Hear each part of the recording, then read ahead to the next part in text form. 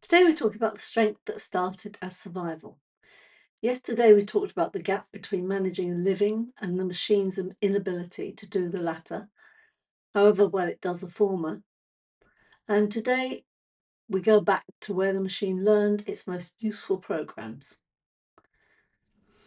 Because behind the competence, the attunement, the self-sufficiency, there's usually a story, and the story is worth knowing.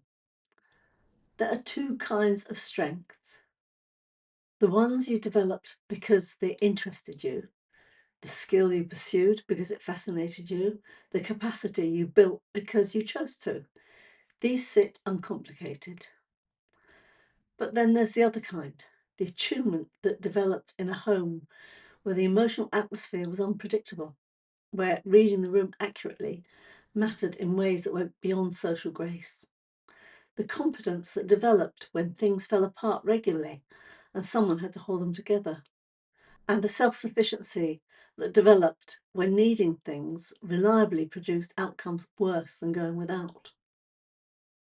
These are real strengths. The person who reads a room with that precision is doing something that most people can't do. The person who holds things together under sustained pressure has a capacity that's genuinely rare. But they came at a price that was never invoiced. Spinoza makes an observation that seems abstract until you hold it against your own life. He writes that if people were born free, they would form no concept of good and evil as long as they remained free. What he means is precise. The knowledge of how to navigate difficulty, how to discern, protect, endure, only develops through actual encounters with difficulty. A person who's never experienced constraint or loss would have no knowledge of how to meet those things.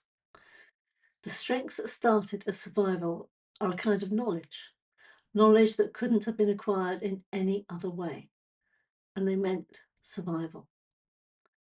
The attunement is real because the environment required it at the time. The competence is real because the conditions demanded it. The self-sufficiency is real because the alternative was the repeated experience of unmet needs. This doesn't mean the conditions were good. It means the machine used what was available to develop what was needed, and what developed was genuinely real. Here's the ambivalence that comes with it. On one side, genuine appreciation. These strengths have served you in situations that have nothing to do with their origins. The attunement is also what makes you an exceptionally perceptive colleague, friend, and parent. The competence is also what gets things done when others can't. But on the other side, the knowledge of what it costs to keep them running. The slight exhaustion of reading every room, even the ones that don't require it. The slight compulsiveness of holding things together, even when they could fall without catastrophe. The slight loneliness of not needing, even in situations where needing would be welcome. And here's the hard part. You can't have one without the other. You can't keep the attunement and discard the hypervigilance.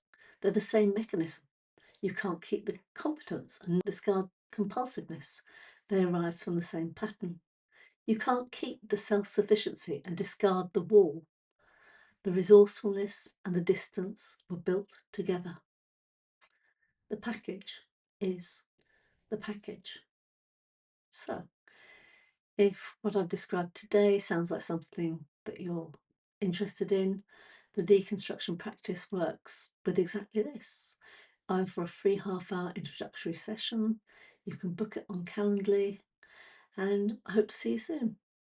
Anyway, I'll see you for the next topic, which will be tomorrow, and I'll be talking about how other people are not your project. Thank you.